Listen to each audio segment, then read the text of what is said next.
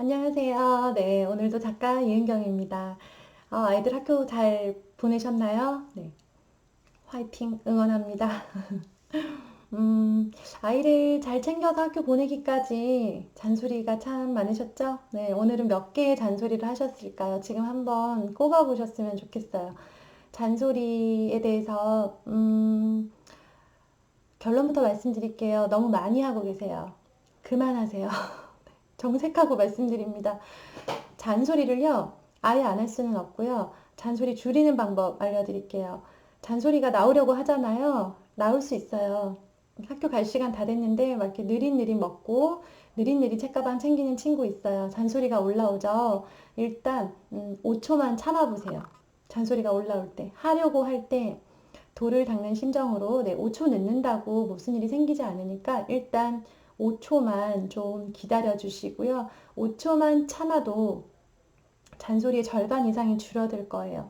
왜냐하면요, 우리 엄마들이 하고 있는 잔소리의 대부분이 아이가 막 하려고 하는 거를 한마디 더 하는 경우들이 많거든요. 아이는 신발을 신으려고 했어요. 그런데 아이를 위한 거죠, 다. 네, 잘 챙기려고 하다 보니까 얼른 신발 신어 라고 말을 하는 거예요. 아이가 신발을 신으려고 막 나가고 있는데 얼른 신발 신어라고 말을 하는 거예요. 그럼 그때 뭐 갑자기 막 몸이 순간 이동을 해서 신발이 확 신겨지는 게 아니잖아요. 이미 아이는 움직이고 있는데 우리가 잔소리를 더 하고 있는 것 뿐이에요. 정말 아이가 막 밥을 한 시간째 먹고 있어요. 더 이상 5초를 기다려도 밥을 다 먹을 확률이 없어요. 이럴 때는 단호하게 지금까지 이제 아이의 행동에 대해서 딱딱딱 지적을 하셔야 되는데요.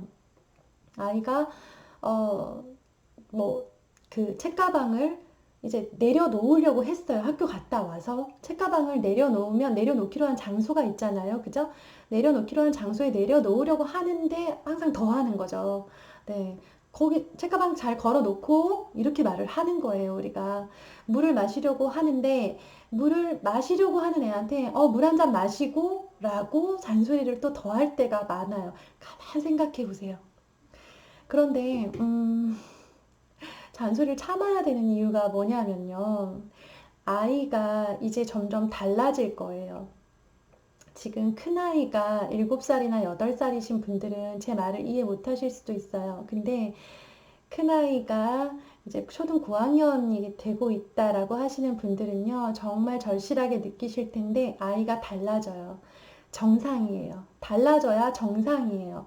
아이가 5학년, 6학년이 됐는데, 여전히 엄마 말을 그림처럼 잘 듣고, 엄마만 사랑하고, 엄마가 제일 예쁘고, 나는 엄마가 제일 좋고, 이러면 이거 정상 아니에요. 그거 기분 좋게 생각하시면 안 돼요. 아이가 컸잖아요. 그러면 엄마한테 반항도 할 줄 알아야 되고요. 엄마를 보는 눈빛이 달라져야 되고요. 예의 바르고 아니고를 떠나서 아이가 엄마를 생각하는 감정 자체가 조금씩 달라져야 정상입니다. 지금 그런 아이 때문에 마음고생 중이시라면요. 아이가 예전 같지 않네 라고 느껴서 좀 속상하시거나, 막 속이 뒤집어지시거나 그것 때문에 좀 자꾸 신경이 거슬린다 하시는 분들 계시면요. 아이가 매우 정상적으로 잘 자라고 있다라는 증거이기 때문에 안심하셔도 좋고 지금의 모습을 그대로 잘 크고 있구나라고 안심하시면 돼요. 그런데 아이가 느끼는 엄마가 어떠냐면요. 제가 이거는 어디서 본 건 아니고 저 스스로 깨달은 깨달음인데요. 아이가 이제 좀 달라졌다. 예전에 그 아이가 아니다. 엄마보단 친구를 좋아하고, 뭐 하라고 했을 때 내가 아니라 왜? 라고 물어보고, 꼭 해야 돼? 라고 물어보거나, 이거 하기 싫은데? 라고 자신의 감정을 정확하게 표현하는 그런 아이가 되어 간다는 그 무렵이 되잖아요. 그러면 아이 입장에서 생각하는 엄마가 친정 엄마에서 시어머니로 바뀌었다고 생각을 하시면 돼요. 저학년 때는요, 우리가 친정 엄마예요. 아이가 이제 변했어요. 제대로 이제 자기 스스로 뭔가 주관을 가지는 아이로 성장. 흔히 말하는 이제 약간 이르다, 사춘기가 시작이 됐나라고 느껴지는 그런 시기가 왔을 때 아이 눈에 비친 엄마는요, 그냥 시어머니라고 생각하시면 돼요. 제가 시어머니라는 예를 자꾸 들어서 죄송한데요. 저희 어머님께 죄송한데요. 많은 어머님들의 이해를 돕기 위해서 우리 시어머님께서 좀 이해를 해주셨으면 좋겠어요.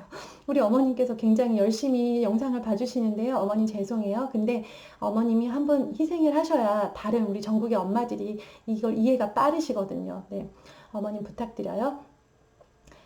그 전까지 친정엄마와 시어머니의 가장 큰 차이 뭔지 아시죠? 네, 같은 말을 해도 기분 나쁘게 들리면 시어머니예요. 난 똑같이 말을 했어요. 나는 얘가 어릴 때나 지금이나 똑같이 말을 했는데 어릴 때 그 말을 듣고 좋아하던 아이가 이제 좋아하지 않거나 별 반응 없던 아이가 이제 싫은 티를 내요. 그러면 이제 아이는 네, 사춘기를 이제 조금씩 들어가고 있는 상태고요. 나는 아이가 보는 나는 친정엄마가 아니라 더 이상 아니라 이제 시어머니, 잔소리하는 시어머니로서의 모습으로 아이가 느끼고 있다는 증거예요. 네. 그런데 그게 정상이기 때문에, 네, 그 과정을 그냥 지혜롭게, 최대한 행복하고 평화롭게 넘어가는 게 우리의 목표였으면 좋겠어요. 이 과정 자체를 부정하거나 무시하거나 이 과정을 가지고 아이를 탓하지 않으셨으면 좋겠어요. 예의가 없거나 안 되는 행동으로 벗어나는 게 아니라 아이가 자연스럽게 이제 자기 주관이 뚜렷해지는 거에 대해서 네, 그 부분에 대해서 아이를 조금 더 존중하고 받아들이셨으면 좋겠고요. 그렇기 때문에 아이한테 의미 없는 잔소리 하나를 플러스 1 시키지 마시라는 거예요. 우리가 이게 설거지를 하고 있는데 시어머니가 옆에 와서 설거지할 때 퐁퐁 조금만 묻혀라 라고 만약에 하셨다고 할게요. 듣기 좋을까요? 아, 네, 어머니, 그럴게요. 퐁퐁은 몸에 나쁘죠. 이런 며느리 있을까요? 이제, 네, 하고는 이제 속으로 막 욕을 하는 거잖아요. 아유, 퐁퐁을 내가 언제 그렇게 많이 썼다고 하면서 이제 막 보글보글 끓잖아요. 그게 우리 아이들 마음이라는 거예요. 올해 출간된 책이죠. 초등 자존감의 힘이라는 책에 보면요. 그 아주 정말 절절한 구절이 나옵니다. 보신 분들도 많으실 거예요. 정말 두려운 건요, 엄마가 옆에 있을 때가 아니라 내 뒤에 있을 때라는 거죠. 뒤에서 나를 쳐다보고 있는 엄마가 내 가장 두려운 존재라는 거예요. 가장 싫은 존재라는 거예요. 제가 말씀드린 적이 있었는데요. 초등 고학년이 되잖아요. 그러면 아이들이 엄마 학교 오는 것도 싫고요. 내 학교 생활 모습을 엄마한테 보여주는 것도 싫고요. 엄마가 학교 상담 와서 내 학교 생활을 담임 선생님을 통해서 듣는 것도 싫어해요. 내가 못해서가 아니라요. 그냥 그런 모습들을 엄마한테 보여주기가 싫은 거예요. 이제는 나만 알고 싶은 거고. 그런데 이제 이런 엄마가 점점점 학교 오는 게 싫고 엄마의 어떤 그런 등장이 부담스러워지는 이유가 뭐냐면요.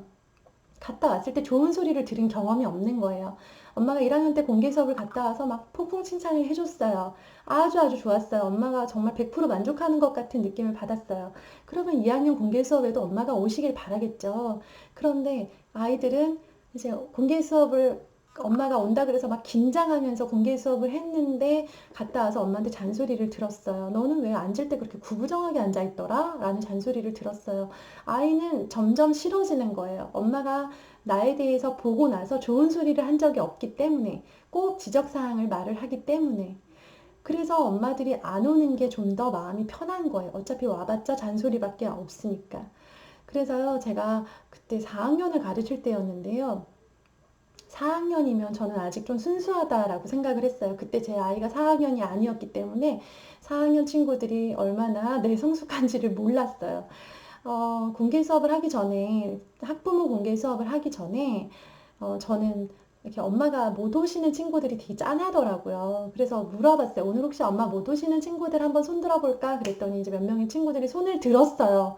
그랬더니 손 안 든 친구들은 엄마가 오는 친구들이잖아요. 그 친구들이 손 든 친구들을 보면서 부럽다 이러더라고요.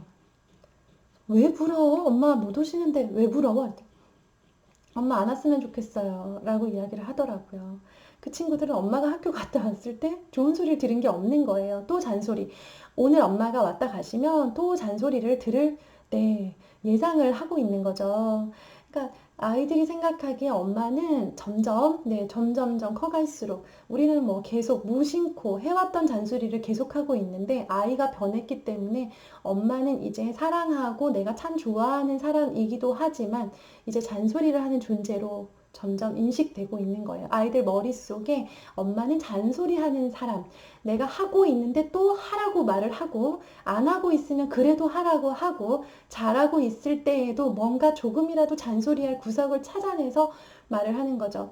아이가 구부정하게 앉아서 글씨를 쓰고 있었다고 할게요. 집에서 공부를 하는데 그럴 수 있잖아요. 우리 엄마들이 가장 많이 하는 실수가 정말 너무 안타까운데요. 그거 진짜 고치셔야 돼요. 정말 제 영상 보시고 이제 내가 오늘부터 정말 끊어야 되겠다라고 생각을 하셨으면 좋겠어요. 뭐냐면 아이가 공부를 하고 있어요. 연산을 막 풀고 있어요. 엄마랑 풀기로 약속을 해서 막 열심히 풀고 있어요. 근데 자세가 구부정해요. 그럴 수 있잖아요. 그쵸?